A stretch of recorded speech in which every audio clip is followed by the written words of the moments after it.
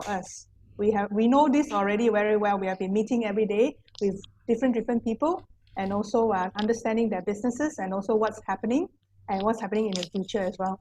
So Rick Mun from CITOS. Good morning, Rick. How are you? Hong Kwok Hing from Sharikat Fong Sing. Wow, since 1972. 1970. Retail hardware, yeah, excellent. That is an essential business, isn't it? Nick Faris, how are you? Yeah, Danny says good morning to everyone. My Sarah says she's from CXL Executive. It's a recruitment services. Good business. Are you recruiting more? Ting from Denka, the construction solutions. Ting is manufacturing, yeah. Danny? Yeah. Ting is manufacturing and trading specialty construction. I think, hi. What is that? Good morning, everyone. Mm. And Vincent from NGC Hardware, I think he has been here before, wholesale for building construction. Yep. Thank you very much for joining us, Vincent. I think you came for the sales training. Today you come for the cash flow. This is the latest one, yeah, based on the latest what's happening. Cash flow is the number one thing, and cost saving is even more important in your business, and making sure that it's thriving and not only surviving. So, okay, we are 10 minutes into already. For those people who are here already, thank you so much for coming. You are the good ones, you are the lucky ones, you are the early ones. So you get the opportunity to actually interact as much as possible. So without further ado, a little bit about Danny. Danny is a financial person. He has accounting background, auditing background, and tax background. He has been in business with the multinationals, but he started off as in the Big Four, yeah. So he's a qualified accountant who knows numbers, but he also knows the hardship of people who don't really know numbers, but we have to handle the business. And probably you rose from the lower rank to the highest rank, or even own the business. So not everybody is from that financial background, but you do have to manage your business, and it always comes back to knowing your money or knowing the figures well. So instead of being, what do you call that, put everything to the accountant and say, oh, I don't know this, can you handle this for me? Or maybe you are a self-trained figure person. Why don't you hear from somebody who is experienced in this field, and also more importantly, able to teach you and share with you patiently. Okay? Ting from Denka Construction coming. Thank you for logging in from manufacturing and trading specialty construction chemical for building industry. Wow. Okay, this is a very good time for actually to mingle around with each other. We have about 100 people here today. You can even cross sell, or even get to know some new contacts, and even make a new business. How do we know? All right, up to you. Up to you. Thank you so much for joining us today. I pass to Danny. He will talk a bit on today's webinar. We only have limited time. Yeah, CITOS has been very nice and kind to you, because you are the subscriber and loyal patron for them. So they are organizing this for you. So you take the opportunity. If we only have an hour to talk about this, ask as many questions as you want. Let's start off very quickly. Danny, over to you. Hi, thanks Sue for the introductions. Can you all hear me? If you can hear me, you just type yes. Good morning, everyone. Thank you for coming over the webinar. Okay, thank you. Although this is not a full training sessions, I would like to make it as interactive as I can. So from time to time, I will raise some questions to get your response, your feedback, how you feel about your current situation you are facing right now, your business, your career, so that we get to know you better. So please type on the chat box. If you have any questions, feel free to ask. Whenever I see the questions, I will try to answer on the spot if I can catch questions, because I can see the numbers. The chat room is so small. Sometimes I may miss some of the questions. Otherwise, I will leave them. I will go through again at the end of the discussion, the Q&A session. So we have Mr. Lee Coxing says, can you speak a bit louder? Okay. The speaker was a bit, yeah. How is it now? So the webinar is actually meant for you. So I need you to share as much as you can. So the more you share, the more you will get, right? So who is this webinar for? So this course, this webinar is actually for business owners or people who are involved in the financial side of the business. That means who are involved in cash flows, accounting side. Okay, but even you are not from that department, it's okay. But I need you to think like a business owner. Okay, think like you come to webinar to think like a business owner for the company you are working at, whether you are working for as an employee or a director, whoever is it. Just think like this a business owner. So what I'm going to cover,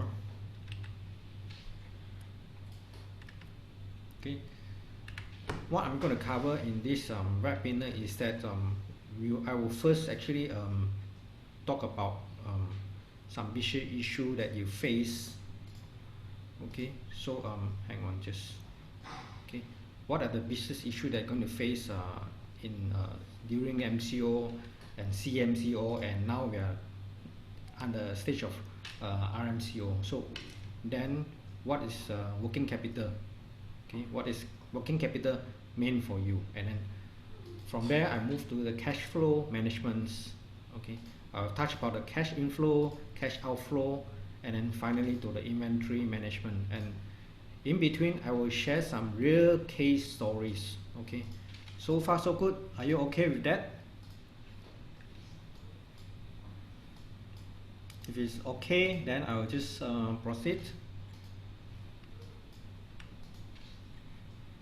Thank you for a response. Thank you, Nick. Okay, so you see the biggest challenge. Hang on.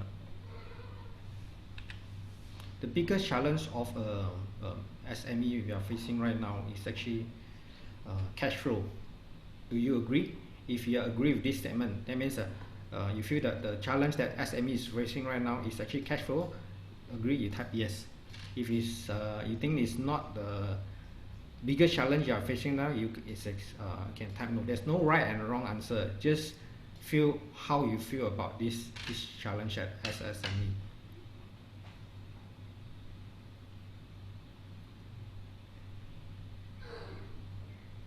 Biggest challenge is yes, cash flow. Yes or no? Yes. Nick said yes. Kwai Sha David Kwai She Cho also said yes. David Cho yes. Anyone who will say no, it's okay. There's no right and wrong answer. Just how you feel about the challenge. If you have think of some other challenge, you can put no also.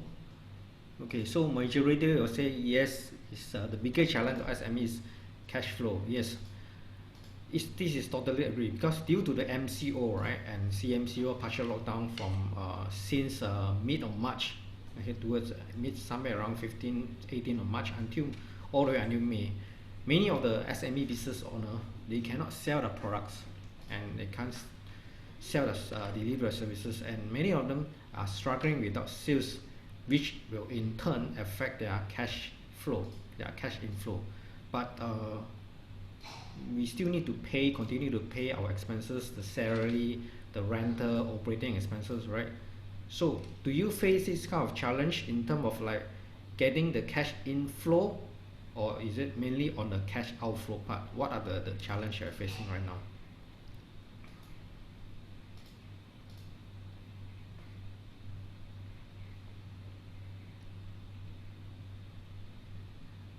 Okay, or maybe I ask both questions. So another question is actually, do you think your business cash flow now is actually still strong? Yes or no? If you think that your business is still strong, you can type yes. Okay. On another way, it's actually, maybe I should rephrase the questions. Okay. How long you think your cash can sustain your business? Say if you can only sustain in a 1 to 3 months, you can put 1 to 3 months. If you think that your cash balance right now is able to sustain you over the 3 to 6 months, you type 3 to 6. Or you think that cash that you have can sustain you for more than 6 months, you pick more than 6 months. I just want to get the feedback from your, because different businesses have different kind of cash flow strength, so maybe your situation is different from others. Okay, even you don't have an exact answer, based on the what you feel now, you can actually put in. Vincent said more than 6 months, which very good.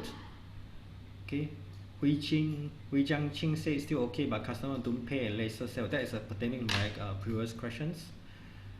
Okay, Mars say current cash only sustain for another 1 month. Okay, so I think for those, for 1 month you need to actually really have to think through how I'm going to move forward. What about the rest? Guang Shai is it 3 to 6 months. Parents Rama say between 3 to 6 months. David Chu say still okay, good. 3 to 6 months. 3 to 5 months from Quang Hing Hong, good. So majority I would say is can pretty much can have 3 to 6 months. So at least you have some room to plan ahead.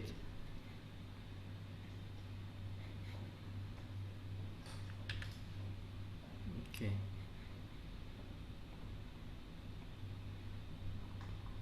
So now the quick question is actually, what is the biggest challenge in your cash flow management?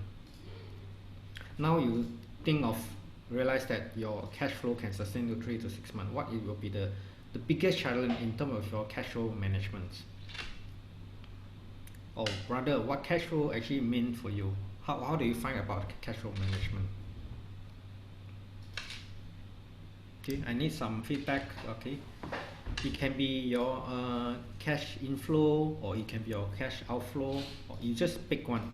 I know some you have think that both are equally a challenge, but what is the top thing you are facing right now? Or it can be during your collections, how you handle your supplier side. What are the cash flow management? What is the biggest challenge? Just number one challenge will do. The top challenge that you face now in terms of cash flow management. Cash flow means hard to raise. Mas Fazia say cash flow inflow is hard to raise as sales side need to do collection. Yes, long owing debtors hard to make collections. Wendy say collections. Vincent say collection. Lau Mei Fong also say collection. So majority we say collections. Yes, I totally agree with how you feel. Collection is also a lot of other pieces, the biggest challenge in terms of cash flow management, and we always think of collection is a part, and but collection is a lot more than just finding way. You have to actually learn how to deal with these the situations. Okay. Now I just want to share some news scripts, right? That's published in the news the Star since April. FMM job losses brewing. That means they targeted actually at least more than 80% of the company were to lay off up to 30% of the employees. Okay, the impact on the MCO on employment are review that the sales had dropped by more than 50%, which is very bad. Okay, then we have the next. The CEO briefs on this overcast outlook. This is actually a forecast survey by Vistage Group. Vistage Group is actually a CEO groups. They do a survey on this. What happened to the how does the CEO feel about the business? Okay. Sorry, there's some. Okay. So according to them, the CEO itself actually paint a very bad picture about moving forward, how the economy will run. So almost like close to 100% of them to think that the business will drop in the coming months, and profit will drop, sales will drop. Okay, and then the next SME, we are actually, I believe most of them actually is in SME. So SME running out of cash. Okay, a survey by the SME associations found that more than 70% right have only cash can last up to a month. Okay, and close to 200,000 SME may actually if they don't do something about this, they may actually cannot last through 1 year. So because they have no cash that can sustain, and this is between the Malaysia environment. What about an overseas? Okay, if you can see from this graph, this chart, many airline has already cut costs in terms of cut your job count, file for bankruptcy. Like Air Canada's, they cut more than 5,000 jobs. Thai Airways is going to file for bankruptcies. Okay, these are all the harder hits industry. The airline, they can't actually do any business at all. Even HSBC, they are going to cut 35,000 jobs. This is no joke, because this is really affect a lot of employee. Rolls-Royce cut 9,000. So many companies are already in the surviving mode. That means they are actually do a major restructure in terms of looking at how to actually survive through this. And then back in other industry, the same thing happen again. In retails, like Under Armour is actually an American company in sportswear. They are going to cut 6,007 jobs. Okay, Hertz, okay, these cars services, the file for bankruptcy, the rental car services. IBM announced layoff. Tesla will cut 10%.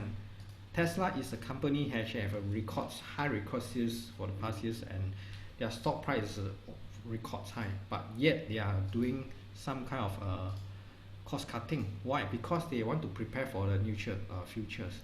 So back in Malaysia, we also have this. We need to have this kind of mindset, thinking that we have to make a worst case scenario that this may drag on for many months. So you have to really think how to actually plan your cash flow, since cash flow is actually a number one issue.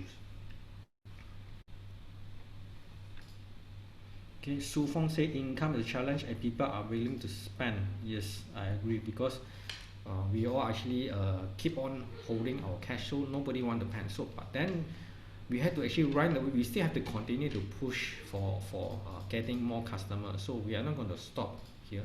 So moving forward, we need to do some planning. Okay, so in terms of COVID-19, I just want to break it down. What are the impact in terms of the financial side? The top one actually is a cash flow. Cash flow, it means whether you have enough liquidity or not. That means you have enough cash to sustain. Then the second thing is actually collection parts. There's always a delay in customer paying you, delay in the debtors collection. And then the third challenge, the third financial impact, is the decline in the sales revenue. And this is the three things that we're going to focus today. How we can actually handle this. Okay, so we talk about all this business issue from Malaysia and SME and FMM, from the biggest manufacturer association. They already say they're going to a lot of company will have to cut the pay this headcount. So what is the next? What is your things that you could do? So immediately, you should not wait. You should actually implement a business continuity plan. That means to find a plan how to actually continue business, covering in different areas. It has to be in the employee well-being, how you take care of your employees if you are the business owners, okay, or if you are staff or the top management.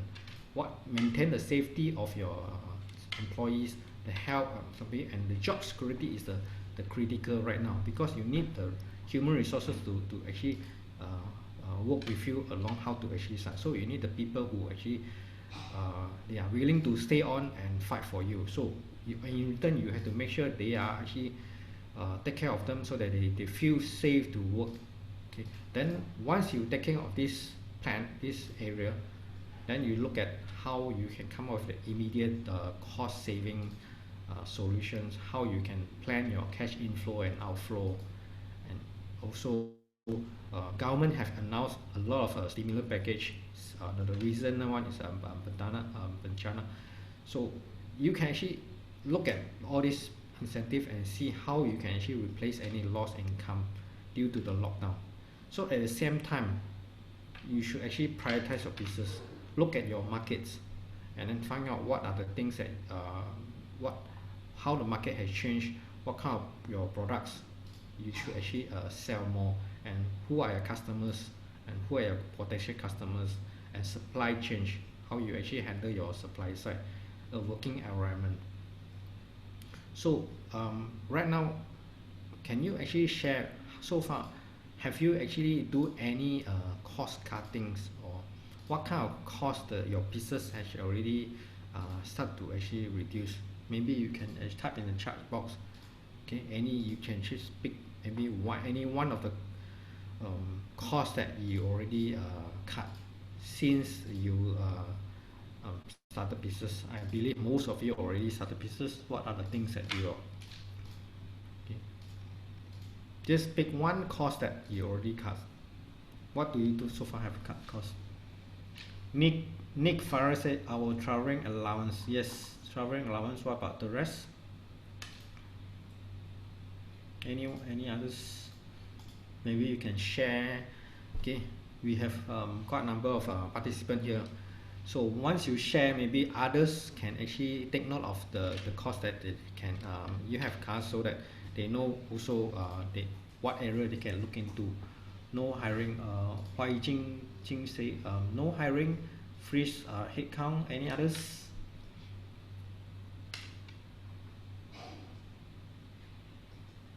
Okay, reduce workforce, pay cut. Sufan say reduce workforce, pay cut.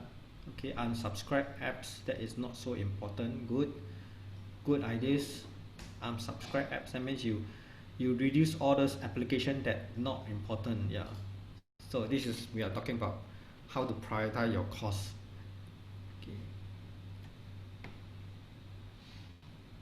Okay, so what about others? Anyone want to share? Traveling allowance also deducts annual leave. Winnie say traveling allowance. Mobile allowance, 10 WP say cut mobile allowances. Yes.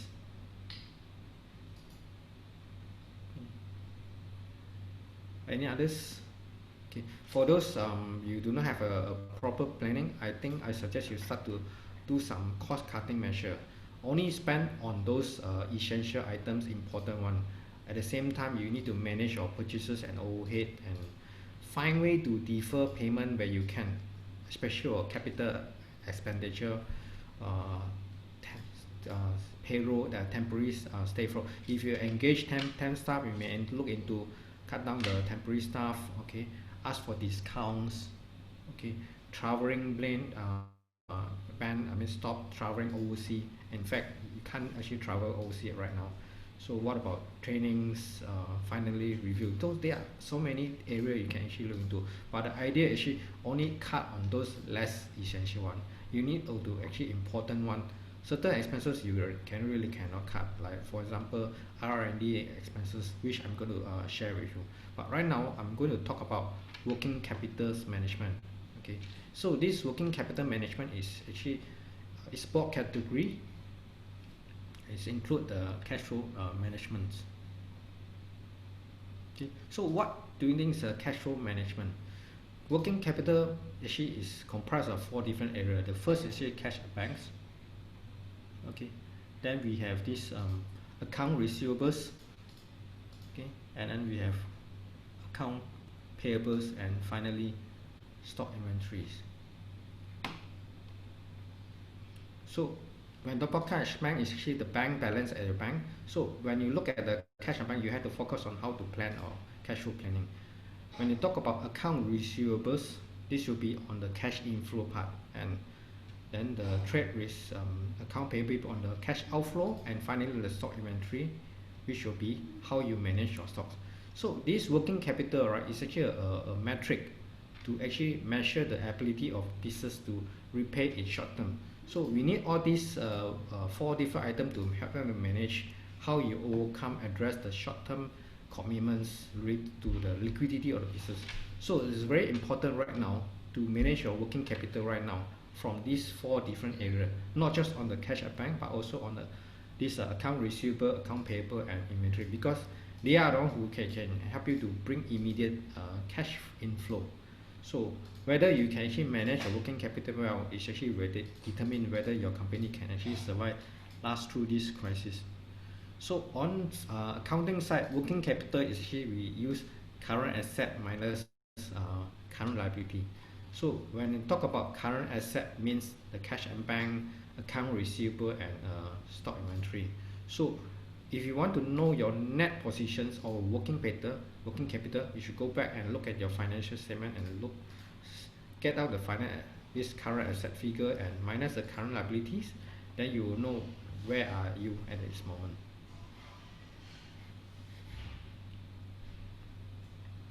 Okay, so first thing first, okay, you need to actually look at your cash and bank, identify what is the cash balance that you have.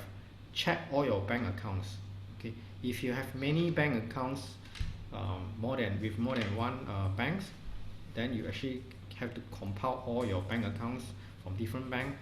Even you consider of fixed deposits and short-term investment you have like repo or share that you can easily sell out and convert the cash. So you need to add up all these bank accounts so that you know what are the cash balance you have. Okay, but bear in mind you also have to include all the bank overdraft facility. You have the bank overdraft line that your current banker have given to you that you can continue to draw down. So when you compile all this together, you will have some picture where is your cash positions, right? So once you have these ideas, okay, you need to actually target at least 6 months of your this operating expenses, and to cover at least 6 months or more, even more, if there's the situation does not improve in the next few months, you may have to actually have more buffer. But right now I think 6 months is actually a right frame of months for you to actually have enough cash to sustain. So now you have to talk about cash flow management. So one thing is very important here is actually when you do a cash management, right, it's actually you need to have a tighter control over the cash management, especially your approval side. You don't simply approve payment right now, right? You should have a strengthened. Maybe early on you let your manager approve and then go straight to your whoever who sign check. But now maybe you have a layer of approval person who actually approve. The idea actually reduce the cash outflow unnecessary. Also, you can consider bringing cash related KPI to encourage the staff in charge of the cash inflow to manage. So give some KPI on those people who bring in cash. For example, like this credit collection teams, your finance team, set a collection targets to them. For example, like you can set every week how much collection each of them have to collect. Let them actually compete among themselves, so that whoever bring the highest collection, right, you reward them in terms of like certain incentive. So with this way, they are more willing to actually have initiative to actually fight for you to get collection. So like I said earlier on, a lot of feedback say the collection. So this is one of the way you can encourage your staff to actually work on the collection part. Okay.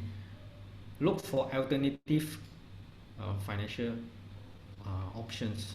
What I mean by this is that beside the bank's balance that you have, right, you should also consider other options that bring in cash. For example, like can you consider your other investors, or what about your own directors own saving? Can you pump in from the shareholders? Okay, get some shareholder funding. Directors will look for investors and other sources of funds like crowdfunding, angel investors, venture capitalists. So that you talk to all these potential investors can bring in money. At least this should be a source of fund that you can utilize. Whether you want to use not is actually another thing, but at least you already explore. So over here, can I know whether you already have looking into other source of funds like angel investors, venture capitalists?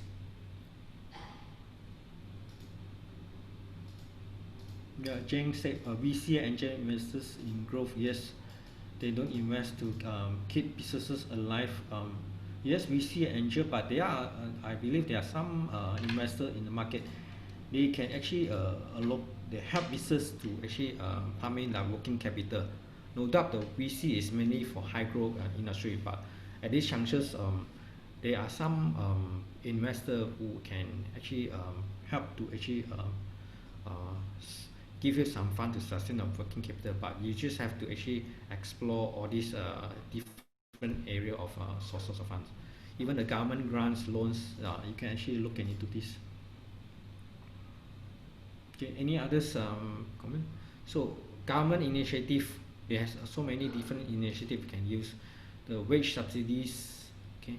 Then we have these others. Lately, Bencana, we have this some another new government loans funds 3.5% that cater for SME and for micro enterprise.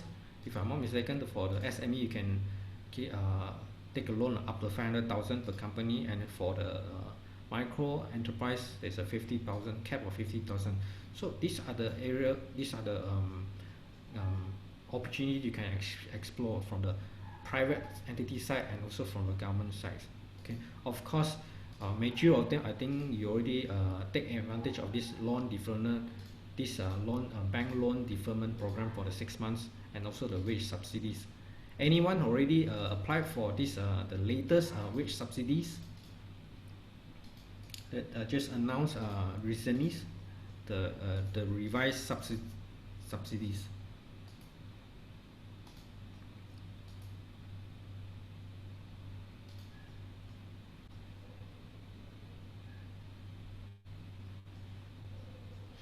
Bear in mind, when we look at all this government initiative program, there's always a trade-off in terms of if you should you apply, right, there are certain conditions in it for a few. For example, like wage subsidies, no doubt you can get subsidy from 600 to 1,000 to for those less than 4,000. But then again, the condition, you have to actually make sure that you don't retrench all this stuff, right, for the next 6 months until September. So these are the things you actually, if you take subsidy, then you have to plan. Yeah, you have some cash inflow coming in, but what about the last the remaining 3 months? You have to continue to pay them. So you have to plan ahead, right? 6 months on part. If you decide to take wage subsidy, so the 6 month loan deferment program is the same thing. So what will happen after the expiry date? So you need to actually plan for the cash outflow, okay, in the event that the 6 month loan deferment is due.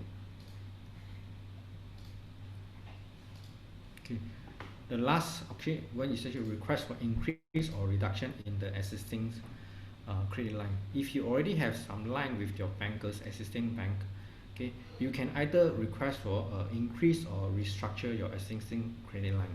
So when I talk about increase, right, I mean you can ask for the top up in line. But then again, looking at the situation right now, a lot of bankers may have to have a stringent approval process when you ask for increase. So another option is actually look at whether you can restructure your credit line. Talk to the banker whether they can actually shift your line into a bank overdraft so that you can adjust your repayment amount lower. But then again, you need to extend. But the idea is actually conserve the cash, okay, in the immediate short term, so that you can actually have some time to play around, so that you can focus on other area, boost up your sales and collection. So looking at restructuring is another area that you should actually look at it.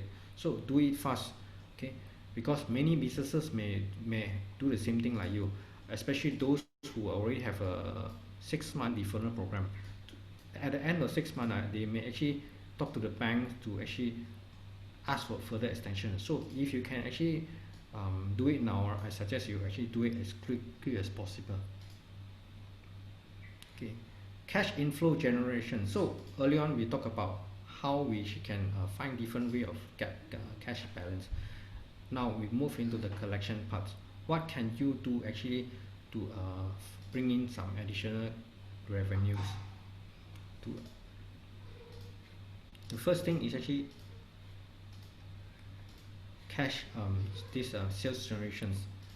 Okay, you need to be able, when you talk about sales generations, right, you need to be able to mobilize your teams, right, to have ability to actually multitask now.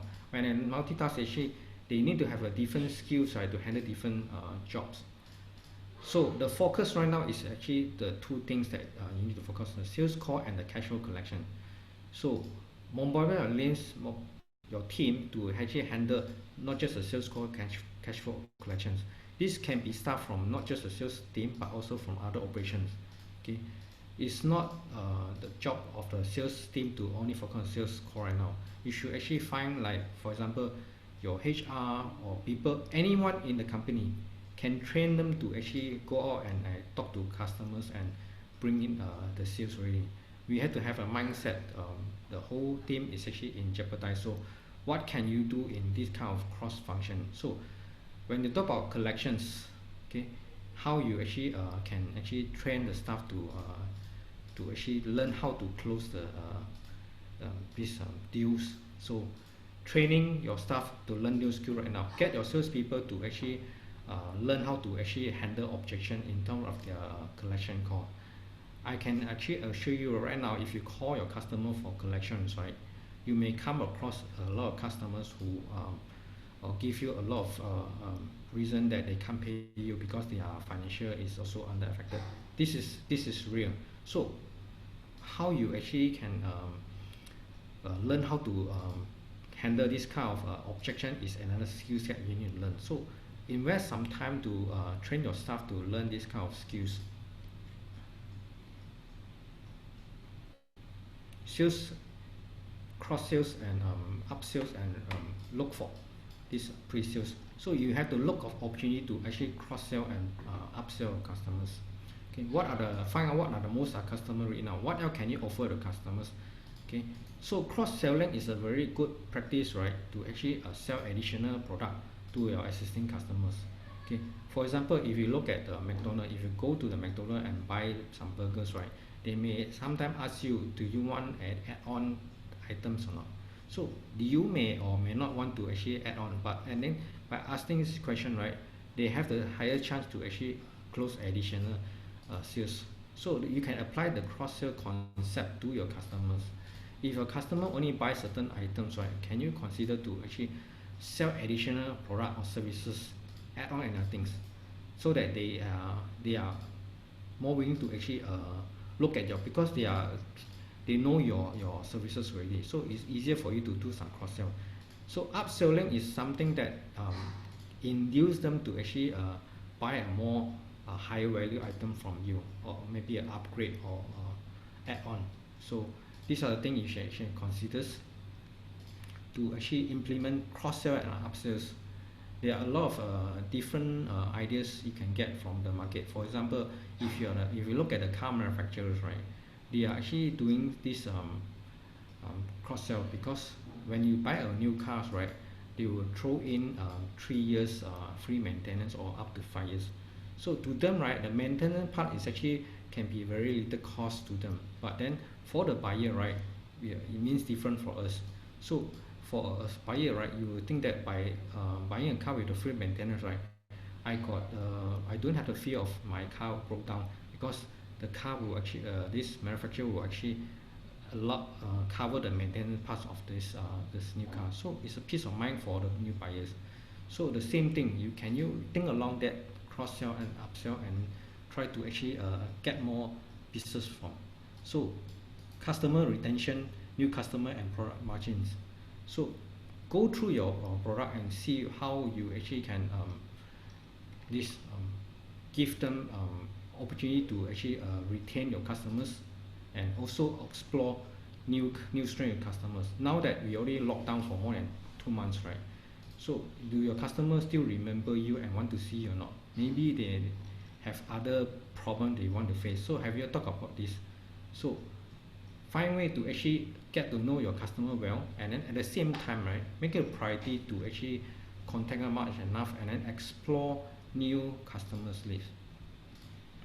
What about product margin? Do you know your product margin well or not? Most of the company, they look at your profit and loss. They can actually easily calculate the gross margin. Do you have any idea of your product margin? That means how much margin your product actually will give to you. Do you already have techniques, a way, tools for you to calculate the product margin? Who have these tools that actually can tell you what is the margin for each product? If you have, can you type a yes?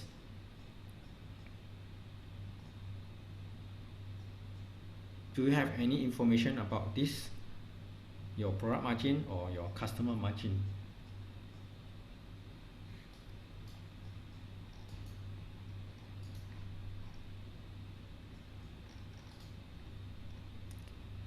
Anyone want to give a try?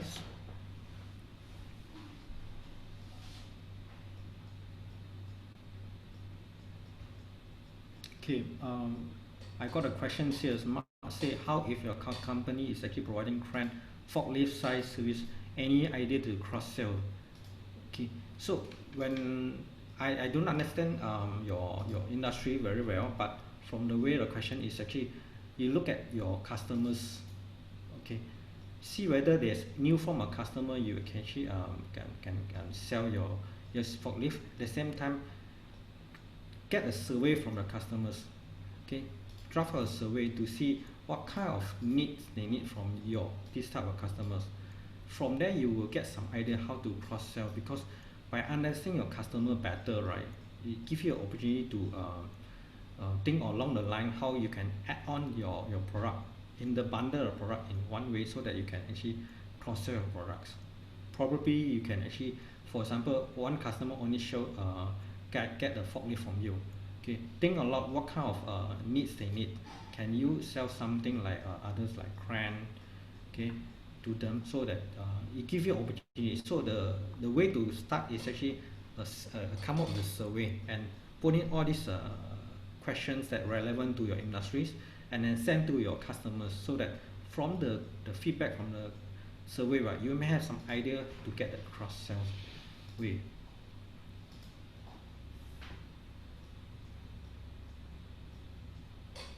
Okay, so we talk about this product and service margin. So it's very important to actually work out your product margin and product margin. So why I would say that is because, right, by knowing your product margin and your customer margin, you can actually put your focus on those that give you a higher end margin in terms of customer and product. So pay more attention on the product that give you margin. Margin will allow you to bring you a higher collection in later stage, because by getting a higher margin, right, you actually minimize the cost on this product generation. So this is one way you can look at, given that we are actually facing a very tough situation. You can't actually possibly sell all your products, so look out for those margin that can actually give you a product give you a higher margin. Okay, then another model is you can actually look into is the subscription based models. Many companies, especially in the IT line, they already moving to subscription basis.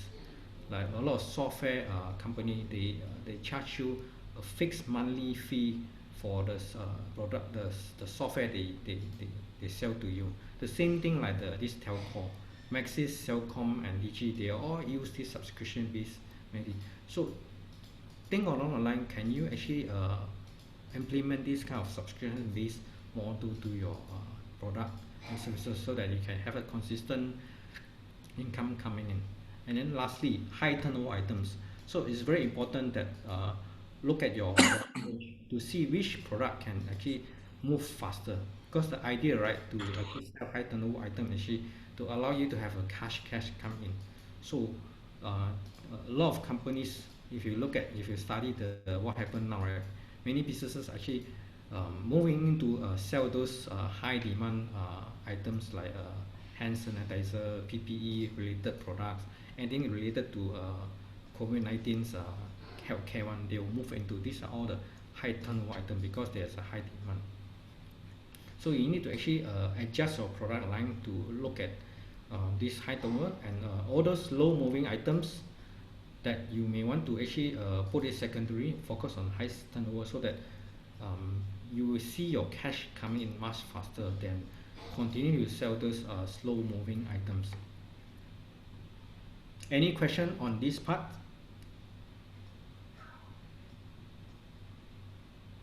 If not, then I will move to the next slide.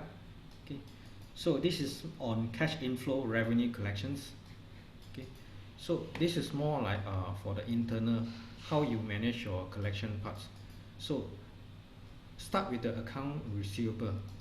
Right, you need to review your account receivables, look at all your customer lists, and then get your team gather a team from both account and finance, right, to assign who in charge of the certain group of customer. Let's say you have 50 customers, assign 5 people or 3 or 5 people to focus on the maybe 10 or 20 of the customer. From there, go for the consistent sales collection call your customer more often, so that the customer will continue to know that there's urgency to repay you. So then the second thing is even invoice faster. You need to issue invoice more frequently and faster right now. Previously, maybe you invoice only once a month, or maybe a couple of weeks a month. So now you try to train your invoice strategy to see whether you can invoice faster and more frequently. So if you have the opportunity, you may want to actually put in the term to charge interest on those overdue account. So this gives you an opportunity to later on, right, if they really have any dispute, right, you still have the term specified in their invoice to give you the opportunity to charge interest. Obviously now cash term is a king now, so change your term to from conventional like 30 days term to cash term. So this is a thing that you actually really have to pay attention, because you will never know what happened to your customers right now. They may also face a lot of difficulty. So if they want to continue to buy your product and services, right, you should actually look into cash term and do a thorough review of your credit control policies. Okay, do you still want to offer the same term to all your customers? So go through one more round of this review and actually adjust the credit term. And then finally, this is one of the very good way: give a discount for early payments. Okay, encourage to pay early, so give them a certain discount like 2 or 3%, so that they can willing to pay you more faster right now. So the idea is actually collect cash.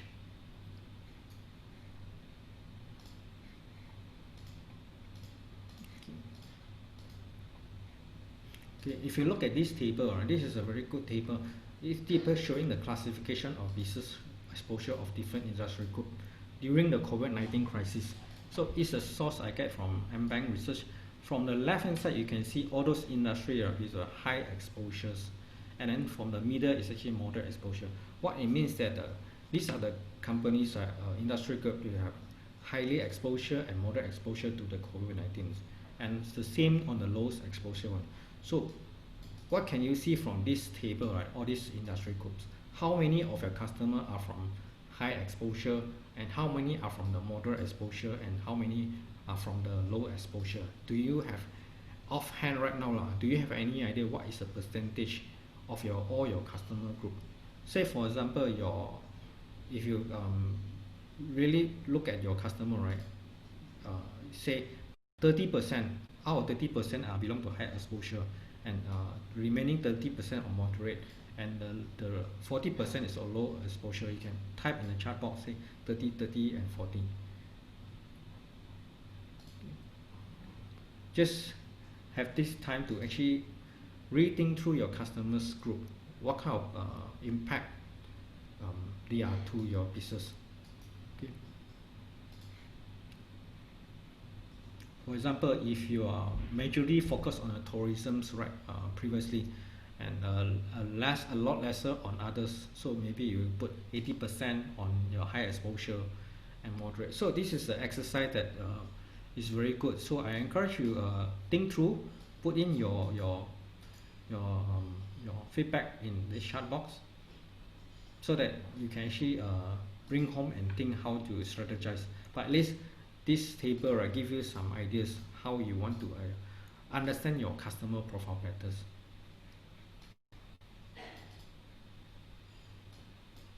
Okay, you can actually put in something like, let's say,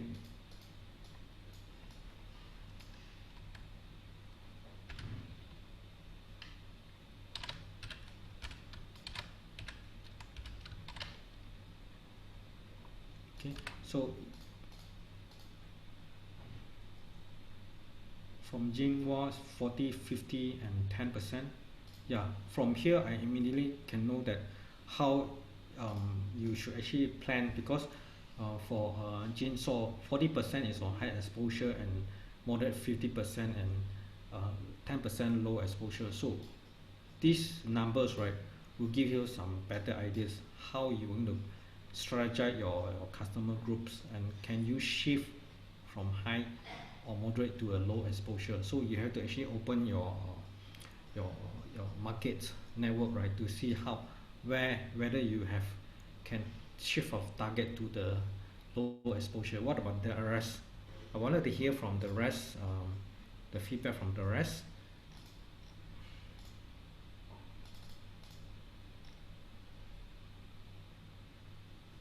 Anyone want to give you a try?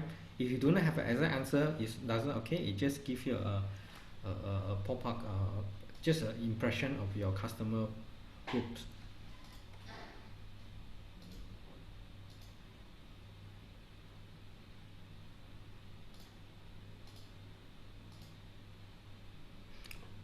Elsa Chong say 50, 45, and 5. Okay. What about others? Nick Faisal have a question. What if we only rely on government project? So again, the same thing. The government project will also belong to certain different industrial groups. So you have to actually understand this government project. Are they actually fall under the high exposure category or moderate exposure category? Kok Seng Lee say 10, 10, 50, 80. Brilliant. This is one of the best model I want to have, so that I have a higher focus on the lowest exposure. So my business rate is actually a lot much lower if I have majority of customer on the lowest exposures. What about the rest? So now that you have all this number, right, can you think of any strategy you can sell or your product, a new product, or to customers who are potentially in the lowest exposure? Okay, so this will give you some head start. Anyone want to continue to give you a try?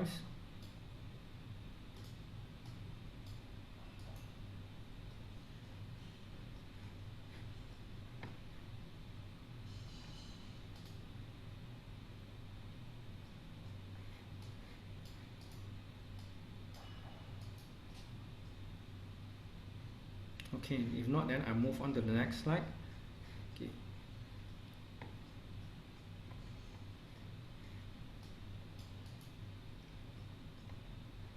Okay. Ask yourselves questions. What option do you have in order to keep your sales ongoing during the this RMCO? What asset or tools you have? Okay, go through your asset list and find out what kind of equipments you have that help you to generate new source of income. If you have assets like trucks or lorry or certain equipment, but you are hardly in use, right? Can you actually rent it out and outsource to your others business that potentially needs your assets? Okay, so these are the one options you look at. Can you find way to solve a problem? Now it's actually a think of a problem solver mindset. What kind of problem the market is facing right now? Can your business, right, help them to solve all these problems? Do some market research. And what does the market right now? Ask yourself this question. Think about any new business opportunity that is available. Can you consider arrange some form of business cooperation with other business player, some kind of joint venture? Example, in a company within these webinar groups, most of you are actually a CITO subscriber. Can you actually take this opportunity to understand the other members' business? Can you do some joint venture, come up with the product and services that can complement each other? There's a lot of different ways. Later on, I'm going to share a very interesting story about how they really do some kind of very good business cooperation.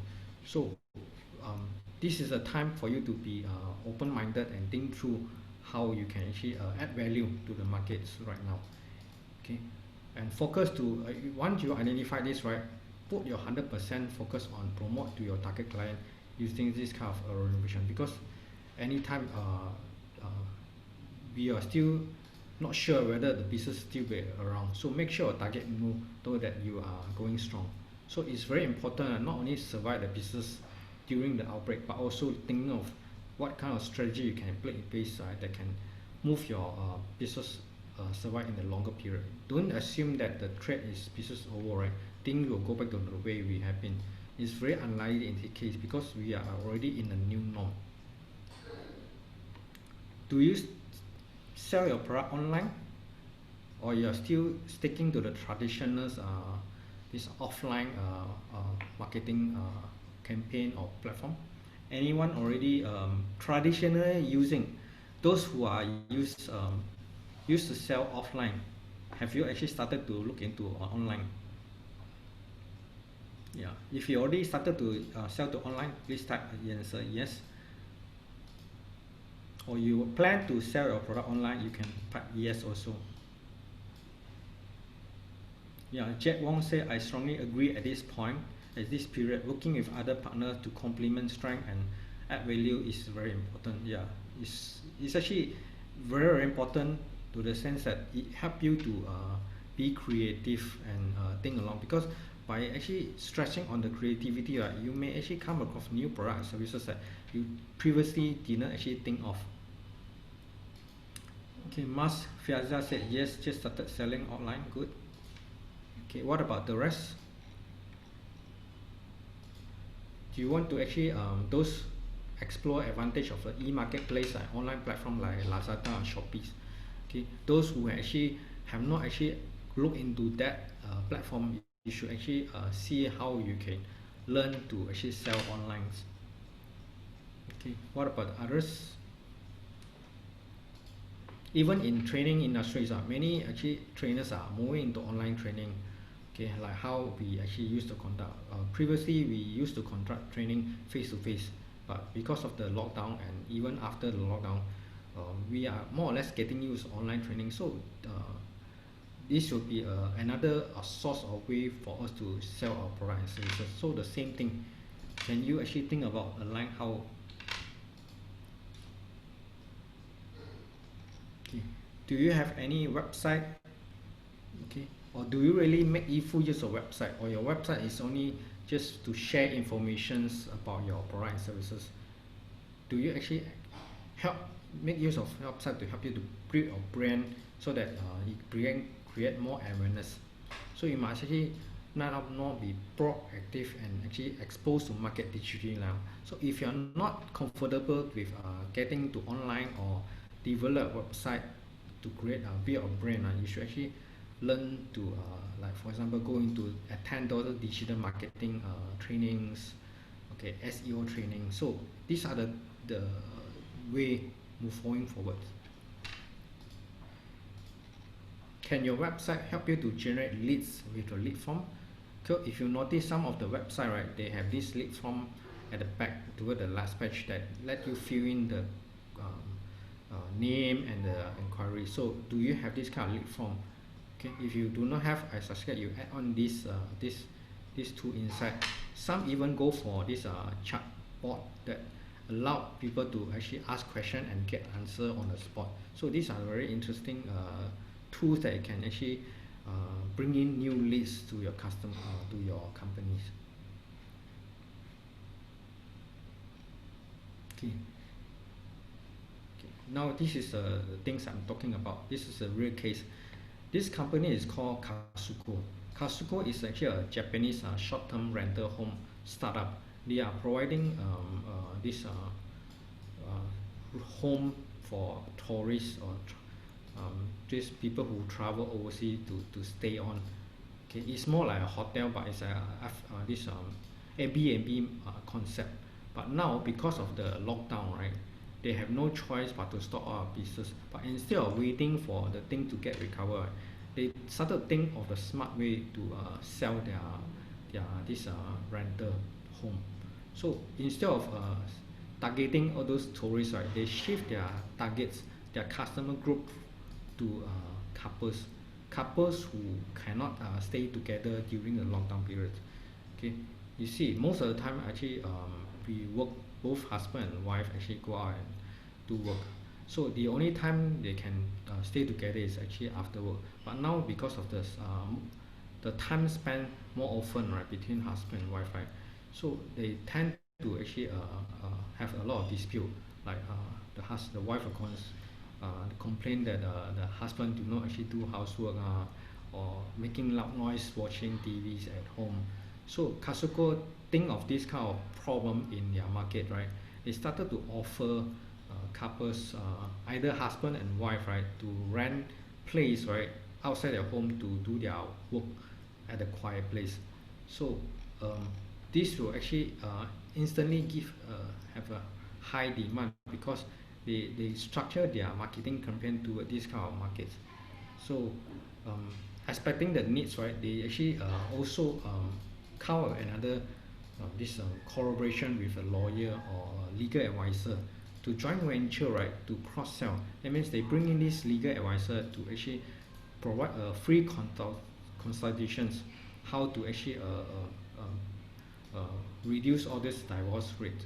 So they come out with these consultations, right, to actually bring in additional customer to bring in. So with this changing of this model, right, they actually start to sell all this their rental home, right, that previously not in use to high demand. So this is something that you can actually take home and think through, right? Can you actually do some collaboration in this area? So I find this is a very interesting case study you can share and think through whether you can collaborate with your partners, your supplier, your customers. Okay, so far say we are using social media to inform client and public what we are doing now and can for them. By the way, we are in a rental of equipment to event. Currently, the event industry is still closed. Okay, so it's unfortunate because certain industry are still remain closed. But then again, from the event industry, right, perhaps you can actually look into do some video, take advantage of these video tools, right, to sell certain video that can maybe create some new demand from your event industries. There's a lot of overseas events company, right? They actually take some video of the certain event and then create some interesting music and then sell it through. So you can think along a line whether you can while still doing nothing during lockdown, can you actually think along that?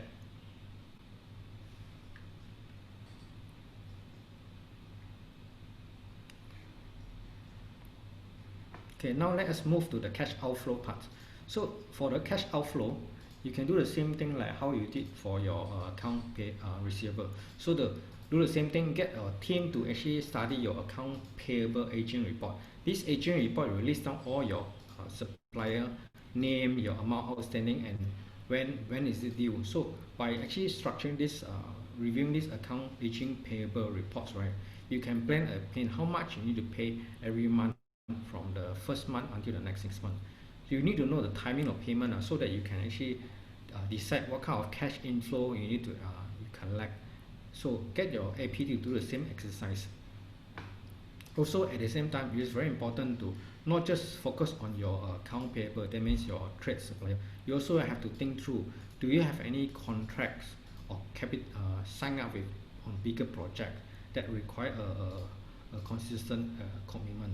Now that your business is affected, right, perhaps you want to review the contract to see whether they can be actually further extend or even stop if you cannot actually commit to the cash outflow. So but then you have to actually go through statutory and look at the legal aspect of this contract, whether there is any clause that protect you and the other side.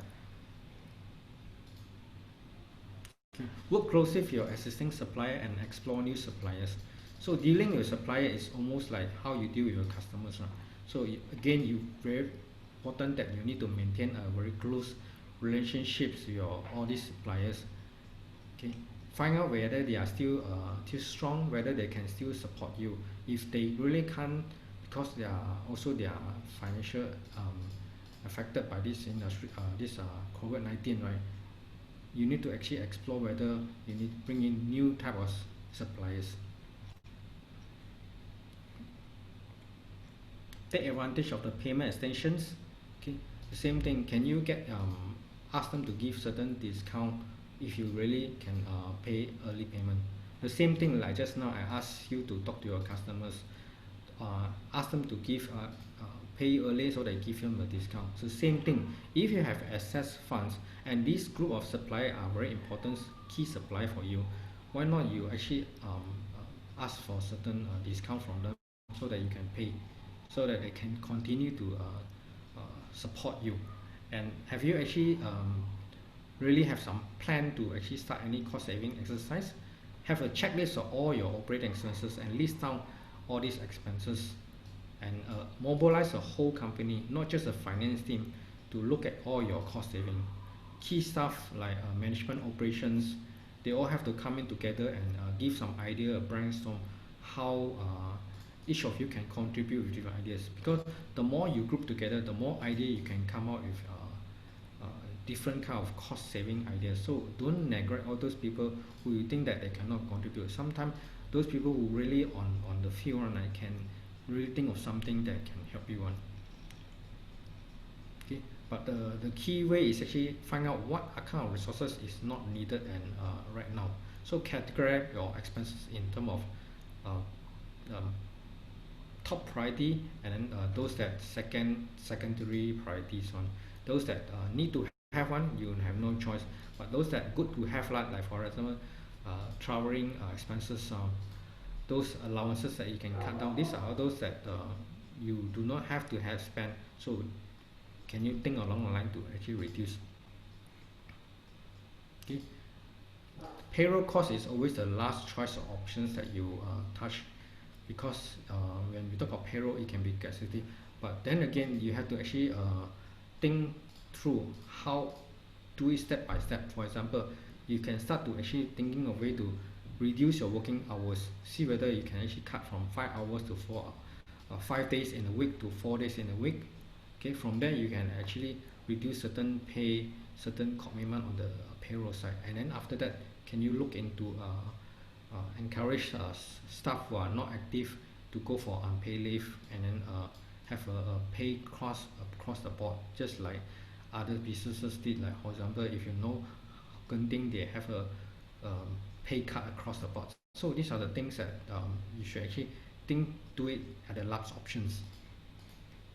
So who actually already started to actually reduce their working hours to less than 5 days a week?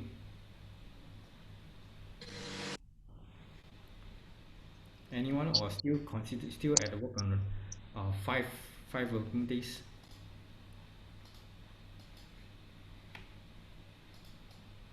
Still 5 working days.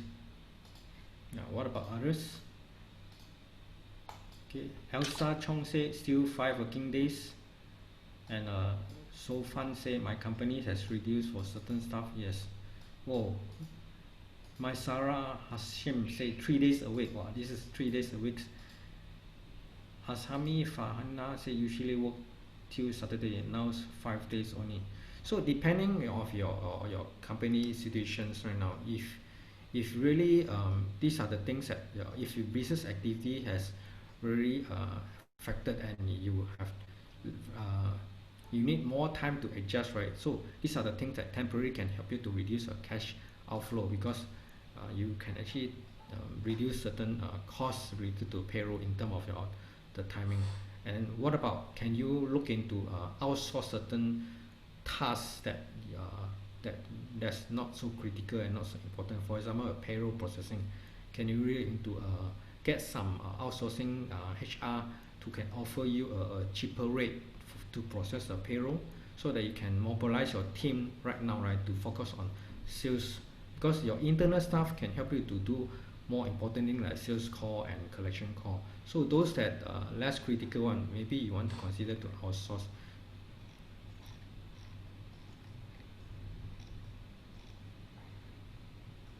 Okay, David Wong says still work 6 days. Okay, what about the rest?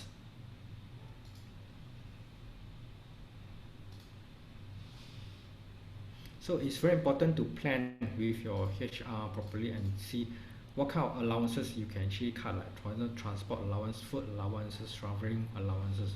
So work on your plan, like I said, stage by stage. Start with increase sales and cut costs, expenses, and then reduce the working hours if this is the only option you consider. And what about implement work from home? Consider work from home, and by working from home, right, you can potentially reduce your office space, right, and at the same time reduce the energy consumption also, right, because you could actually have lesser need for bigger space. Freeze as increment, pay leave, and pay cut only when all others has been utilized. Okay, so I have few more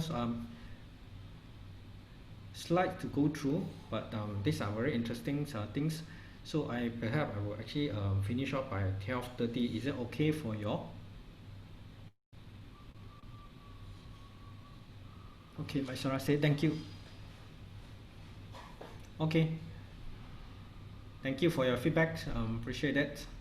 Okay, so we have covered this bank balance, and then this cash inflow and cash outflow. So we are moving into the inventory parts. Okay. Okay, for manufacturing or those company, trading company who deal with inventory one. Inventory is your cash cow, right? Because your business will rely on it to actually convert to cash. So the first thing, one of the areas is actually you can focus on a just-in-time strategy. It's a strategy to help you to improve your production facility efficiency by only order or receive goods when they are needed in the production process. This will actually reduce your outflow, okay, the timing of outflow, but also reduce the space, the inventory storage space. So you don't need space to store, so you can save some cost storage. At the same time, negotiate with a supplier to reduce the time between your order and delivery. Can you talk to your supplier to turn your contract, right, into a consignment basis or not? Okay, means to say, right, you only pay your supplier when you consume the goods and use all this. So you can ask a supplier to actually look at this kind of consumer basis where they store their orders, the stocks, raw material, right, inside your warehouse, but you don't pay them until you sell it off. Have you looked into this area? Maybe this is one of the area you can actually look into. Okay, negotiate with your supplier to turn into a consignment basis. So for those who dealing in inventory, it's very important you must plan your customer order properly and match with your stock order rate accordingly. Make it as efficient as possible. Monitor the pricing of the inventory, because right now, right, a lot of things has been the supply chain has been affected badly. So a lot of raw material pricing has fluctuated up and down. So to avoid all these things, right, so you have to monitor, only order goods when the price is actually at a reasonable place, or maybe lock in certain price to your suppliers to avoid any future disruptions. Then the second thing is actually to look at all those excess stocks. Okay, go around your warehouse and see whether there's any obsolete stock sitting on the floor and those slow moving stocks. Perhaps you can actually sell off this stock to convert some cash. So if your product line, right, is not efficient, right, it's not effective, and then you have to rationalize your restructure your product line to focus on product line to deliver those goods which is more important. Those that are less slow moving stock one, maybe you can put aside. So this lead to the third things, actually review your production capacity and automate the product. So find out all your equipment to see whether there's any equipment that generate do not in production right now. Can you actually sell it off all these equipments and exchange of cash? Another way is actually you can actually sell off to your leasing company and lease back this equipment, so that you convert your, not only you have some immediate cash by disposal of this equipment, you actually reduce your commitment month by month, because by selling off and convert to lease, right, you only pay the lease rental, but again you can continue to use the equipment. So these are a way you can actually look into this. Okay, so here I want to just give you a quickly show you. This is a sample of the cash flow template. Okay, so basically these are the things that you have to actually start to plan the cash flow. So the example I'm showing how is on a 1 month cash flow forecast, but you can actually turn into a 6 month by just changing the column. So what this cash flow planning can tell you is that, right, you from here you can see the top part actually it's all the cash outflow, giving the all the collection amount every in this case every week. Okay, so then you have to plan on the cash outflow. So once you have the cash inflow and cash outflow, right, then you will know what are the net cash inflow. So whenever each of the net cash flow showing a negative figure, right, that means you say, right, your collection or amount is cannot be used to cover your payment commitment. So you may have to actually shift some of the payment to the following week or following month, so that your net cash flow is still showing a positive. So another way is that you can actually find way to actually adjust the collection higher, or maybe get your directors or shareholder to pump in some funds so that your cash inflow part is actually higher. So bear in mind, this cash inflow and outflow forecast is actually not a P&L. It's nothing to do with sales expenses. It's purely on the cash flowing part. So this will help you to plan your cash flow properly. Okay, Azhami say that our company already draft a cash flow from 1 till now. Cannot see how the cash flow is. Can you explain what you mean by cannot see how the cash flow in?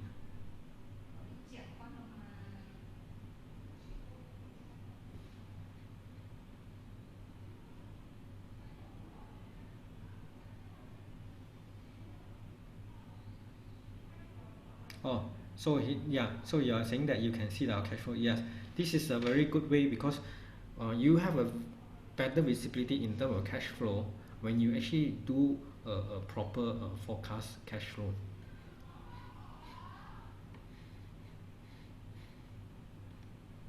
Okay, so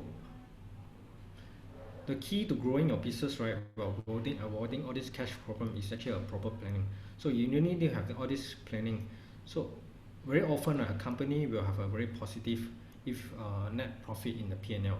If you can imagine in before the MCO, right, your P&L may show some profit, but then you have some time, right, you do not have enough cash flow to sustain the expenses on. So this only happen, right, when your P&L is updated, because based on the sales, but then your payment don't come in fast enough. It could be only come in 30 or 60 days later.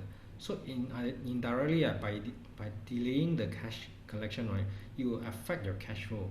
So even though your business is still making profit month by month, right, it doesn't give you a same thing about the cash one. So you really have to actually come up with a proper planning and watch your incoming outflowing, so that when you need the cash flow, you can actually plan certain upfront collections, or offer certain discount for full or prepayment, or even get your customer to give you advance payment, so that you have some extra cash to fill up the shortfall.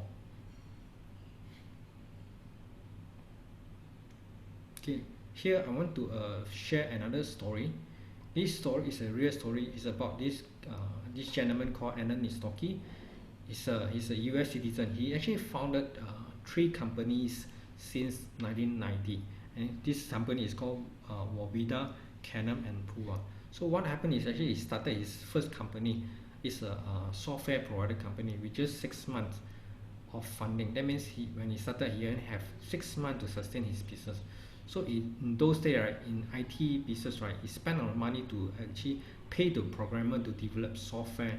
So because of this investment in the programmer, he spent a lot of money faster than he actually expected, because he didn't do a proper cash flow planning. So the good thing is that he managed to find a new investor to pump in very less than 2 years.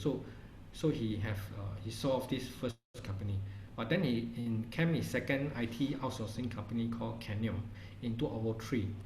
Cash flow problem, right, become a lot worse now. two of his main customer, right, cannot pay him. One cannot pay him about close to 2 million worth of debts, and then another company, right, also own him about 700,000. So he cannot get these two customer collection, right. So the company went bankrupt during 2008. You know, 2008 is actually a global credit crisis. So his company, second company, went bankrupt within the next years. So the story is that when the sales and profit are growing, right, it doesn't mean that your cash is strong one.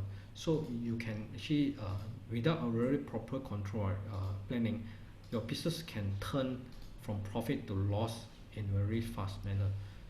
So the thing is actually the more time your company business grow, right, your customer base will keep on increasing one. Maybe initially the first few customer you think you can manage the collection well, but when the customer base grow, managing account receivable, right, become more complex and more time consuming. Some new customer may insist of pay you 60 days, where your traditionally you only offer 60 days, 30 days. So, but in order to keep these customer, you have no choice to extend 60 days. So these are the things that affect a business. But then again, when more cash is still to need to continue to pay month by month, the commitment does not drop. Okay, you still have to continue to pay your fund, your inventory, your compliance costs, permit, license, audit fee, bank loan installment, interest. All these things cannot save, cannot cut one. So as a sales go up, right, the cash sometimes can go down one. So Alan, this guy, he learned the mistake from his two companies, right. When he set up this third company, IT company, right, he actually come with a cash flow forecast, not only on a monthly basis.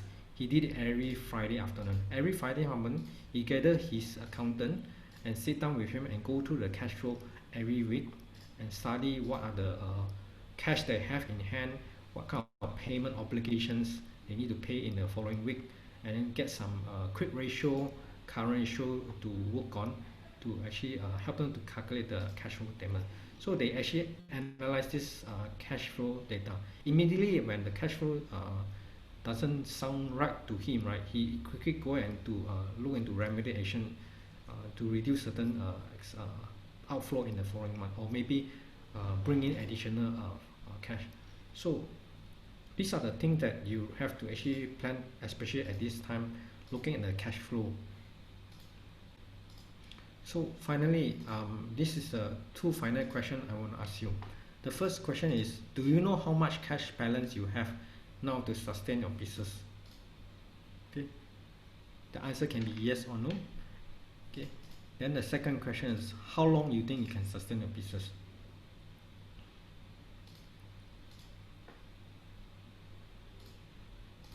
Okay, the first question, do you know how much cash balance now to sustain a business? If you think yes, you can put yes. How long you can sustain, you can put how many months. Okay, okay, Elsa Chong say yes. Okay, my Sarah Hasham say yes. Elsa, 6 months for Elsa Chong. Okay.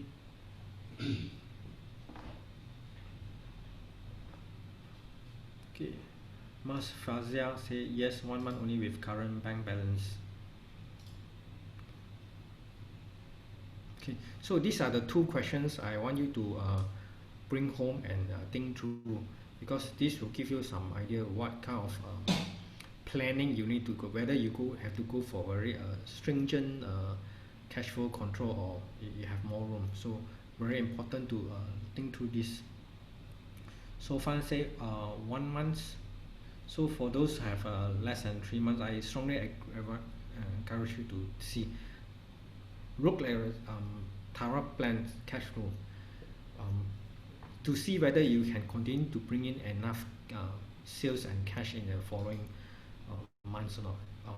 If your situation doesn't really improve, then you have no choice but to actually think through and look at other business options already. This.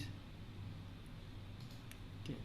So when we go through this cost saving, right, instead of just focusing on this certain cost to cut and here cut here a bit, right, you should actually look at what kind of business process you can actually reduce. That means always have a mindset to challenge in your business process. Just because you're doing your certain process in certain way, it doesn't mean that you can continue to do the same thing. Perhaps through reviewing the this business process, right, you could actually find out some way to actually reorganize your processes, cut down the time spent on certain processes. So the mindset is very important. So for example, like when you're doing certain project, the delivery time used to be let's say 1 month. Can you cut the time, improve certain element of your process so that certain process you can cut out the time, or maybe instead of using 10 people you could have used 5 on this area by cutting out some process. So by actually reviewing your business process, your key business process in operation, right, you could have saved a lot of costs in terms of the human resources and the time spent, and that also will bring you to a cost cutting element. So these are the things that you can actually explore and improve your productivity.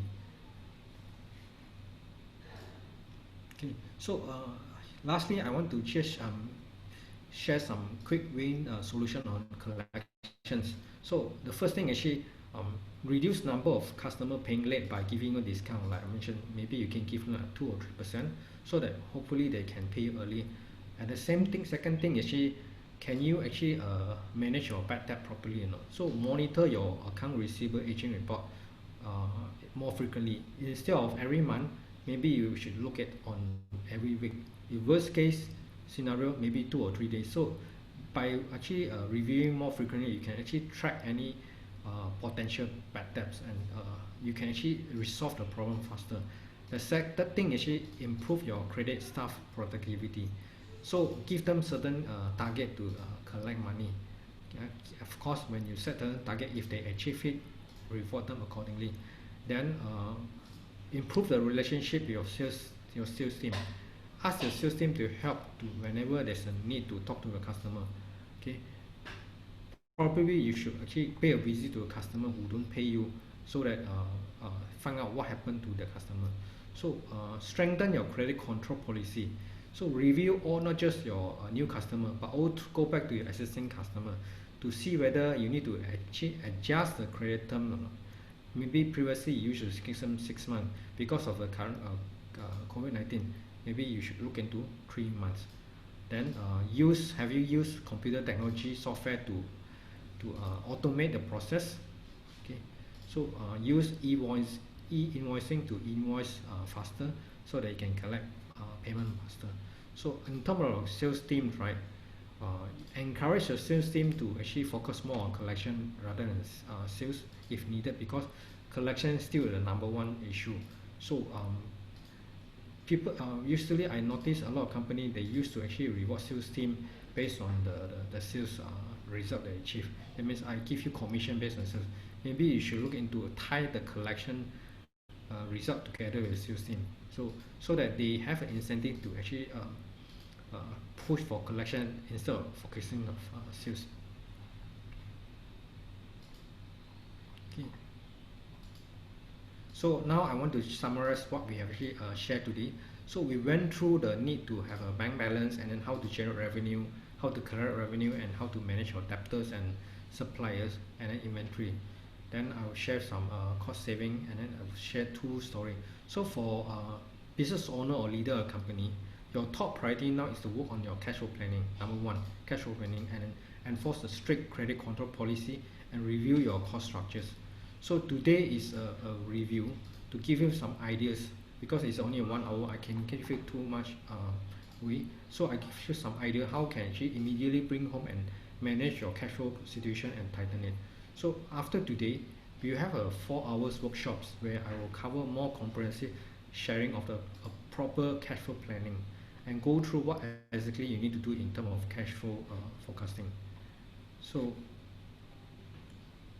this is a cash flow management online webinar we're going to conduct in the 1st of July.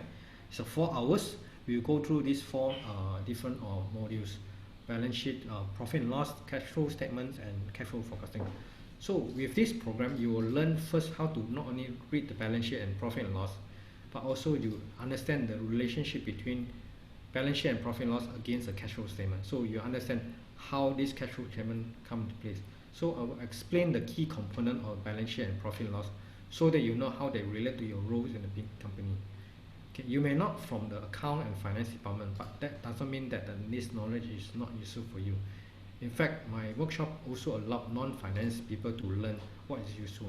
Then second thing is I will explain why the profit does not always mean cash, so you know what to expect when you want to convert the profit into cash.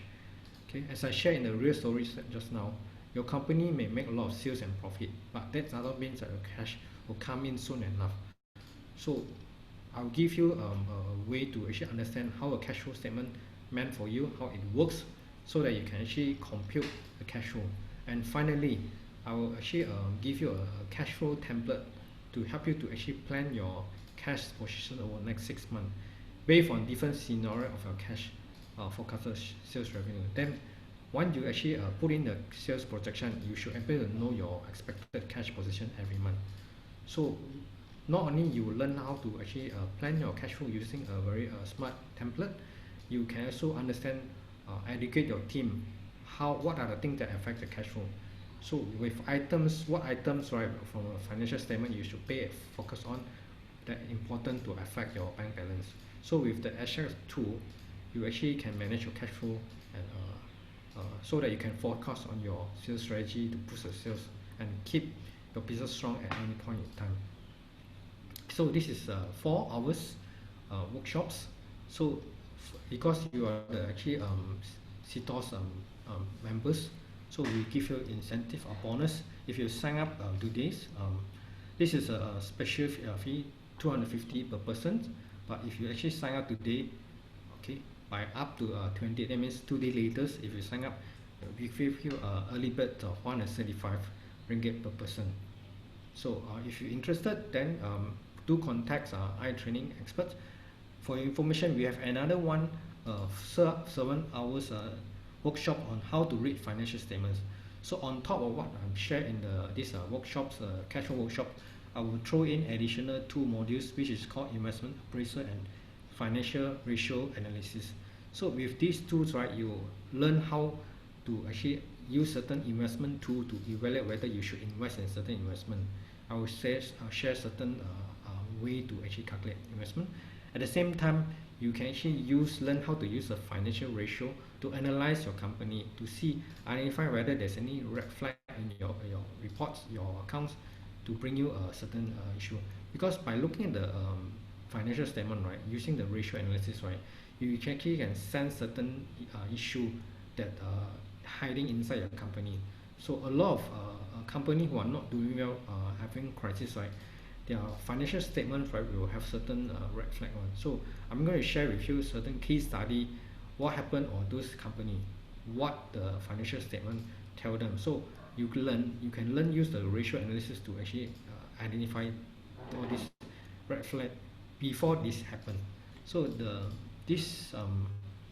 fee for this full day 7 hours workshop is actually 450. So again, because of the CTOS sponsored by CTOS, we will offer you a early bird of 350 per person if you sign up by 25th of June.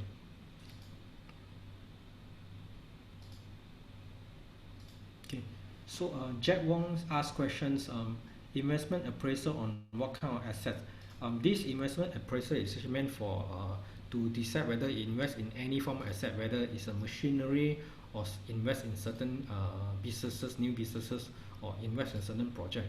Sometimes you have different assets, different equipment you want to invest. So by using this investment appraisal, you can actually identify, is it more worthwhile to invest in this asset or the other asset.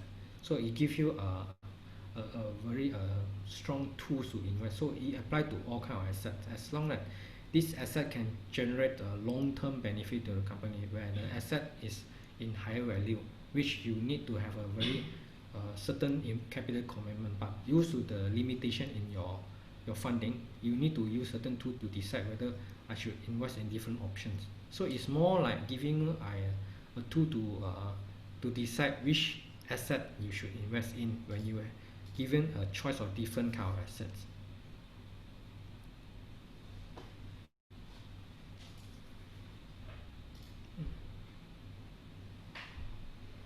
Thanks, Jack Wong.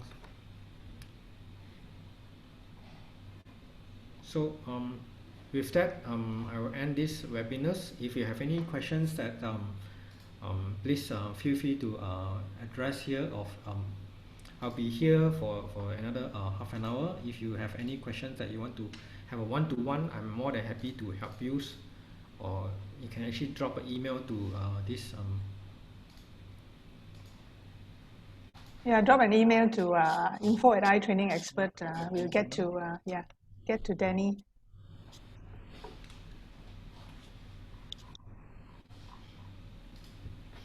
Okay, thank you very much. I think we have exceeded the time. I think it's very interesting because nobody left. Yeah, so I'm sure this is very, very beneficial. There are a lot of interaction, a lot of people thanking you. My Sarah says thank you. Elsa Chong says thank you.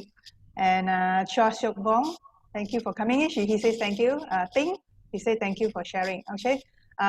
Danny has been collecting and collating this program, especially for you, preparing it for the past 2 months. Yeah. So all his latest findings and a lot of studies and discussion with different business owners and also the corporate people comes up with this 1 hour full, actually more than that already. So he's giving you heaps and heaps of value on how you can manage your cash flow and also cost saving.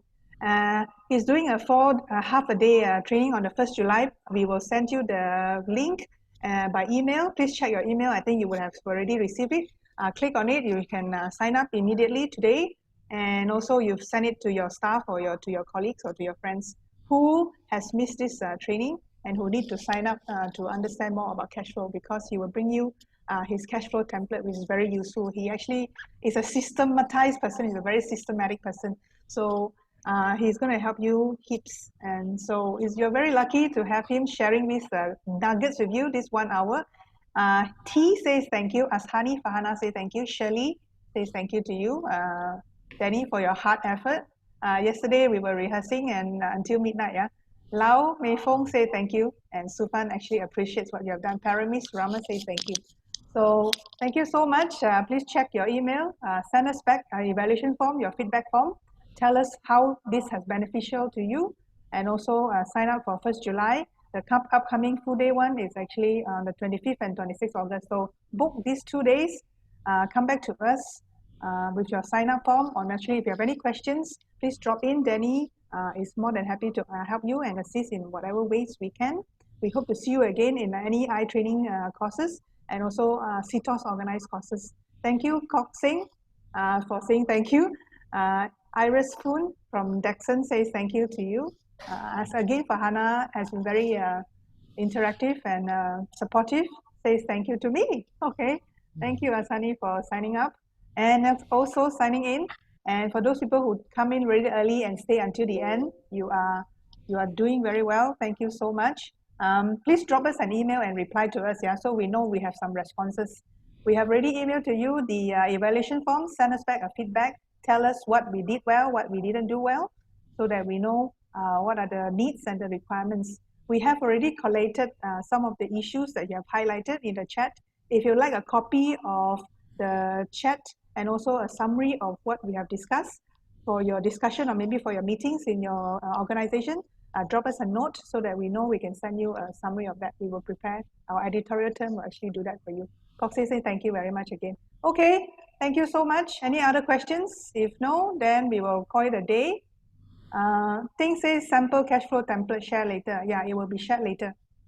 Yeah, during the 1st July training. So sign up very quickly. We only have very limited seats. Yeah, once it's closed, then sorry, no more space for the 1st July course. Okay. Any other questions? If no, thank you so much. We will end it today. We hope you have a great day. Stay safe. We hope to see you again very, very soon. Thank you. Thank you. Danny? Thank you. Signing up all your students here. Yeah. All the best. Hope you thrive and hope not only survive, but thrive in your business with proper cash flow. Okay. Bye, guys. Thanks very much. I'm Sue here. Danny and I say thank you to you.